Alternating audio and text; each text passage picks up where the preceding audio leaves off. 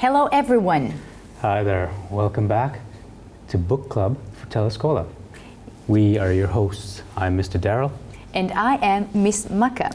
So Ms. Maka, we're talking about one of your favorite authors today. Yes, Oscar Wilde. Yep, and the story is The Centerville Ghost. So in this case, did he decide to terrify us? Yes, well, he wrote a humorous ghost story.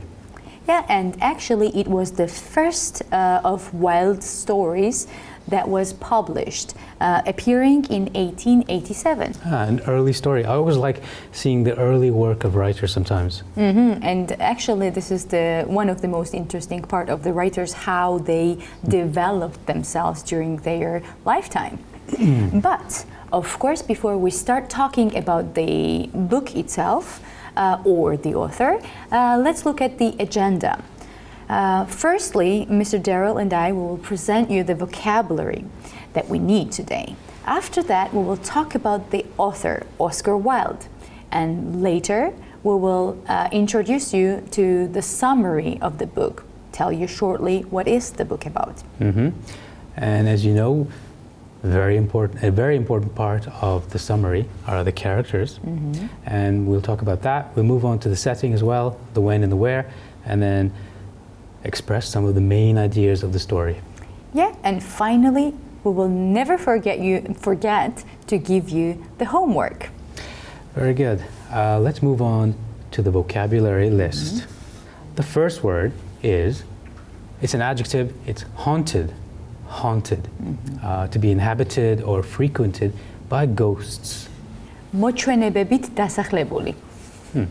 Our next word is a noun, bloodstain. Bloodstain, a spot or stain made by blood in carpet or tables or anything. სისხლის ლაქა. Our next noun is dimension. Dimension. This is a measurement in length, width, thickness. განზომილება. Our next verb is to humiliate. To humiliate. This is to cause a person painful loss of pride, self-respect, or dignity. დამცირება. Our next word is trick. It's a noun, trick. A crafty or underhanded device, maneuver, or strategy to get something you want in a crafty way. ხრიკი, ეშმაკობა. Our next noun is vulnerability. Vulnerability. Willingness to show emotion or show one's weakness to other people. დაუცველობა. Our next adjective is desperately. Desperately. To behave in a way that shows an urgent need or desire in yourself. სასოწარკვეთით, უიმედოდ, როცა რაღაც ძალიან გინდა. And our last word is to reside. To reside, it's a verb. To live permanently or for a considerable amount of time in a place. სადმე ცხოვრება, ბინადრობა. Well, Ms. Maka, let's move on to the author, Oscar Wilde. Yeah, let's start. So he was born in 1854 in Dublin, Ireland. An author, poet, a playwright, was a popular literary figure in late Victorian England. He graduated from Oxford University and he lectured as a poet and as an art critic. And in 1891, he published one of the most famous, and actually the only novel. This is Dorian Gray's Portrait. And from the very beginning, it was considered as the immoral piece of work by Victorian critics, but is one of the most notable works now. As a dramatic, many of Wilde's plays were very, very well received, including his satirical comedies. Upon graduating from Oxford, Wilde moved to London to live with his friend. There he continued to focus on writing poetry, and he published his first collection of poems in 1881. Okay, Beginning in 1888, Wilde entered a 7-year period of furious creativity. So when I read about this, I imagine a writer writing very quickly so that he does not forget whatever he's going to write, during which during this period, he produced nearly all of his great literary works. That same year, he published his first and only novel, The Picture of Dorian Gray. One of your favorites. One of my favorites and one of the books that we have already discussed. Okay, and Wilde died of meningitis in 1900, the start of the 20th century. He was only 46, so quite young. But after more than a century from his death, he's remembered for witty, imaginative, and beautiful artworks. Those are the adjectives I would always use while talking about Mr. Oscar Wilde. Very good point. Let's ask a question to our audience now. Oscar Wilde's novel was considered to be immoral in his own time, but now it's considered a classic. Why is that so? I think that happens when a book proves to be a true classic. It goes about worries and fears of its own time and speaks to universal audience that is not limited by narrow cultural expectations. I do agree with you, definitely. So the book had a true message for that time, and that was appreciated later on in the history. Yeah, I wonder what kind of classics will be produced now, like in our time. I don't know, there are still lots of main themes that the writers can use. And it's hard, it's probably hard to predict what can become a classic and what won't become a classic. Of course, it's really hard. Now it is time to introduce you to the summary of the book. So the story is about an American family who moved to a castle that is haunted by the ghost of a dead English nobleman who actually killed his wife and was then walked in and starved to death by his wife's brothers. Kind of revenge. It has been adapted for the stage and screened several times. The story actually begins when Hiram B. Otis and his family move into Centerville Chase, an English country house mansion, despite warnings from Lord Centerville that the house is haunted. Yeah, and Mr. Otis says that he will take the furniture and the ghost as well at valuation. So he's not afraid? Is not afraid at all. And the Otis family includes Mr. and Mrs.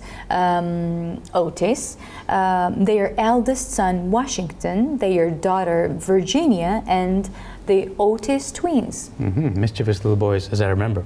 At first, none of the Otis family believe in ghosts. But shortly after they move in, none of them can deny that there is actually a ghost in the house. At first, when Mrs. Otis first sees the blood stain on the floor, she has this kind of reaction that she doesn't really care about the blood stains in the living room. Very practical-minded woman. Yeah. Now, so this is a humorous horror story, so it's not really a scary story. And some examples of the style of humor. Here's one example. Washington Otis, the eldest boy, suggests that the stain can be removed if he uses the latest marketing product, Pinkerton's Champion Stain Remover, and also Paragon detergent. So he's kind of being like he's not taking it seriously. Yeah, and after that there is the first appearance of the ghost where Otis just gets out of his bed and very pragmatically offers the ghost some kind of rising sun lubricator to oil his chains. The chains that a ghost kind of sometimes has traditionally. Yeah, they were exactly. making a noise. And it would be funny can you imagine a person just seeing the ghost and offering something? Because the sound is annoying him. Yeah. Yeah. Now, angrily, the ghost, whose name is Sir Simon, that's his name, throws down that bottle and runs into the corridor. He's disappointed with his first attempt to scare this family, and you can see that something's going wrong. He's not scaring them. He thinks of the previous successful times in previous centuries when he was able to scare the owners and residents of the house. Yeah, and despite lots of efforts from the ghost to somehow frighten the family refuses to be frightened, and Sir Simon feels increasingly helpless and, let's say, humiliated. I would be too if I was a ghost. Me too. And no one was scared. Of course, of course. Sir Simon schemes, plots, plans, but even as his costumes become increasingly gruesome, so he puts on more and more scary things, nothing scares the house guests. In a particularly comical scene, he himself is frightened by the sight of a ghost that the mischievous twins fix up for him. Very interesting. But later, I see it as even a funnier scene when the ghost starts to tell about his private life and tragic life. The ghost tells Virginia that he has not slept for 100 years and he really wants to do so. He reveals to Virginia the tragic tale of his wife, Lady Eleanor de Canterville. Sir Simon de Canterville says that she must weep for him, for he has no tears. She must pray for him, for he has no faith. And then she must accompany him to the angel of death and beg for death for this ghost. Yeah, she does weep for him, and she does pray for him and bids the ghost farewell. The story ends with Virginia marrying the Duke of Cheshire. So a bit of a happy ending. Well, now, I think it's time for a question to our audience. Yes. So, the ghost is clearly shown in a satirical way. What do you think Wilde's purpose was in doing this? I think clearly Oscar Wilde was not a superstitious man, and that he wanted to show how such things as the emotion of fear can also be funny and also unimportant in the larger world of human life and understanding. Very nice point. Definitely this can be one of the reasons, and also later on we will tell you more reasons why he uses this type of satirical way to show the ghost. Good point. Thank you very much. Let's move on to a look at the characters now. We have Sir Simon de Canterville.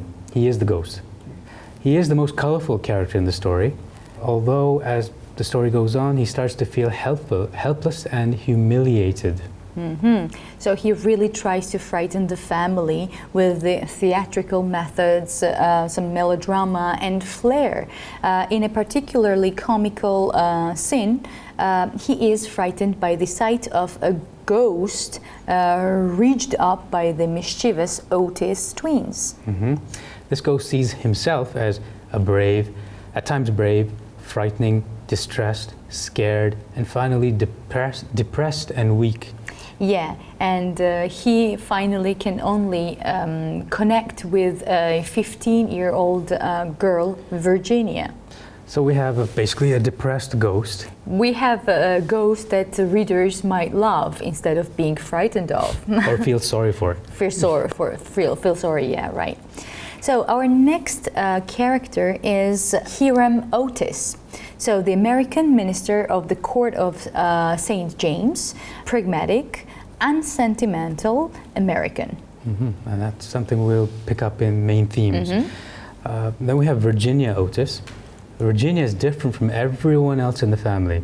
And it is a large family, but she's the one that's different. And only Sir Simon the Ghost recognizes this. Virginia's ability to accept Sir Simon leads to her own enlightenment. Later in life, she says that Sir Simon helped her understand what life is, what death means, and what does it signify, and why love is stronger than both. Well, profound lessons. Unlike the rest of the family, Virginia does not dismiss the ghost. She takes him seriously, and she listens to him and learns an important lesson as well as the true meaning behind a riddle that comes up. Our next character is Mrs. Lucretia Otis, a very handsome, middle-aged woman who had been seen as a celebrated New York belle, like beauty. She expresses this modern American culture of that time. When she sees the ghost, for example, in one situation, the ghost is screaming to try and scare her, but her reaction is to suggest that the ghost might have kind of a stomachache and suggests giving him medicine for the stomachache.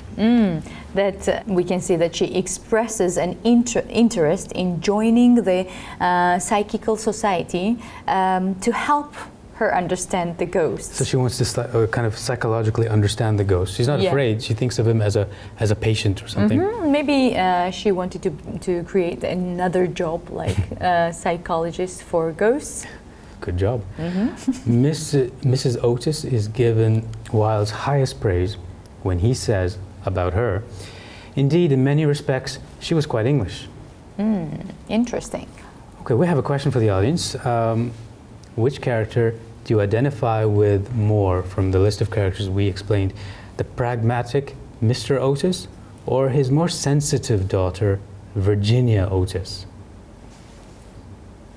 I like the pragmatic viewpoint of the Mr. Otis, and there is the way I would like to be if I were in the ghost story, and I think there is not enough time to live any other way.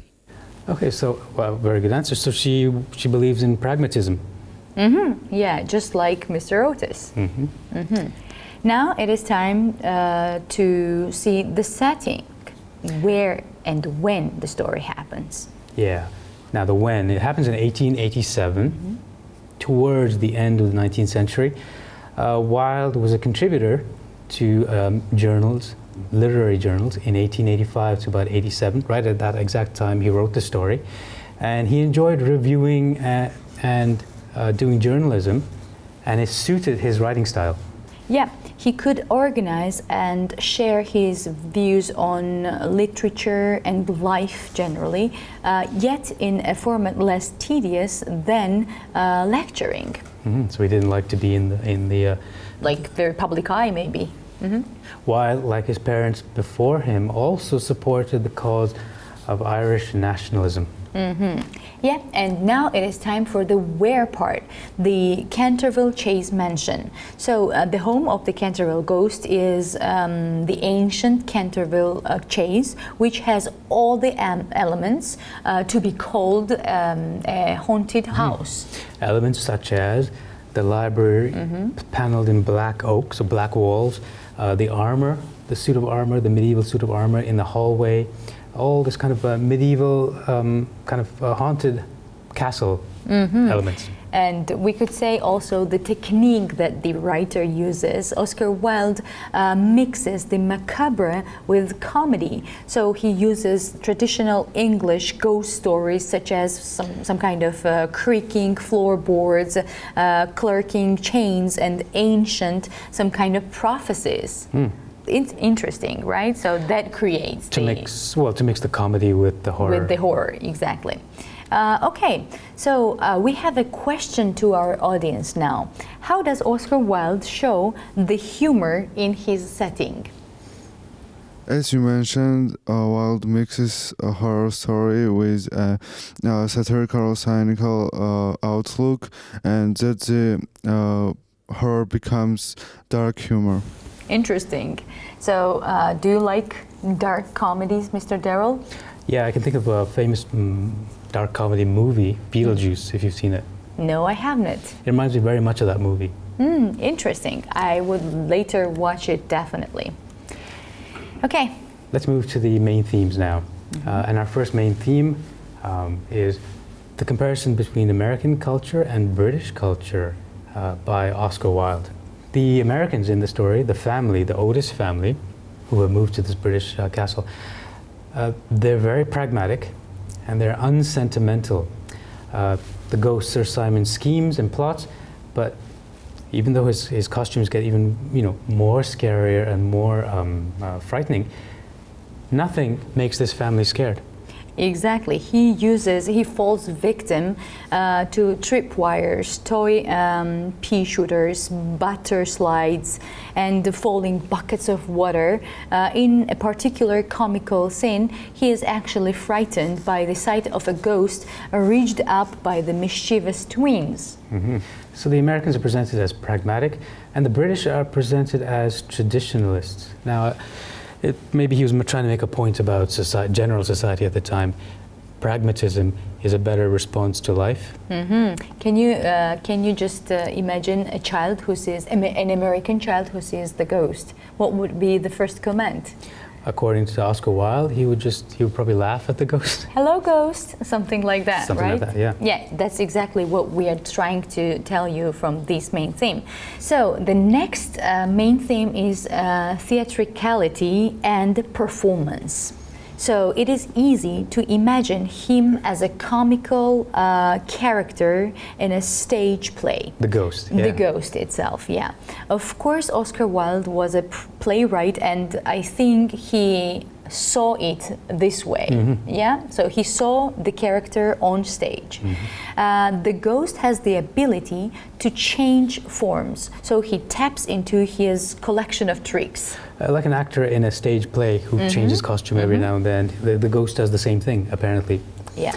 That ghost takes on many different roles. He takes on the headless earl, the strangled babe, the bloodsucker of Bexley Moor, suicide skeleton, and the corpse snatcher of Chertsey Barn. All of these are supposed to be slightly humorous as well, and the thing is that they worked in previous centuries, but now in this new modern time of Oscar Wilde's time, it's not working on these new Americans. They have to change their methods, I would say. Okay, now let's ask a question, Mr. Depp. Yeah, let's ask a question. Why is there such a strong element of the theatrical in this story? I think there is a strong element of the theatrical because Oscar Wilde was a playwright too, and he may have had a very theatrical personality which found its way into this and other stories of his. Very good answer. Yeah, so, as you were saying. Yeah. Exactly. Thank you very much. So I guess that's all from the discussion part, and now it is time to wrap everything up that we have spoken about. So the first thing, we talked about the author, Oscar Wilde. Then we looked at the summary of the story. Basically, it's a story of an American family that moves to this castle and are not scared by the ghost. Then, of course, the characters from the story, the Otis family, never frightened by the ghost, and the ghost itself, who is really funny, who makes the story funny. Very theatrical as well. Very theatrical, yeah. And the setting of the story, the late 19th century, and the mansion is the Centerville Chase Mansion. So the main themes, these were the American culture versus British culture, and theatricality and performance. Very good. Let me review some of the words that we looked at the very beginning once more. They were haunted, bloodstained, dimension, to humiliate, trick, vulnerability, desperately, and to reside. Interesting. Thank you very much. And now, what about the homework, Mr. Darrell? We have this question for you. Oscar Wilde combines the genres of comedy and horror in this story. Combine two other genres which wouldn't normally go together in a single story, and explain how you would do it and why. Am მოთხრობაში ოსკარ უაილდი აერთიანებს ორ ჟანრს, კომედიას და საშინელებათა ჟანრს. გააერთიანეთ ორი ისეთი ჟანრი, რომელიც ზოგადად ერთმანეთთან შეუსაბამოა და ახსენით როგორ და რატომ გააკეთებდით ამას. Very good, Ms. Maka. And they can send those answers to the address you see on the screen right now. დავალებები შეგიძლიათ გამოაგზავნოთ ეკრანზე მითითებულ მისამართზე. So, well, Ms. Maka, that's another work by one of your favorite authors that I think we had a good discussion on. Yeah, and that's because he is one of the best ones. He's a master. Yeah. So thank you, the audience, for your interesting answers. And thanks to the viewers for watching us, as always. So we now have to say goodbye to you. Have a nice week and see you next week. Until next time, goodbye. Goodbye.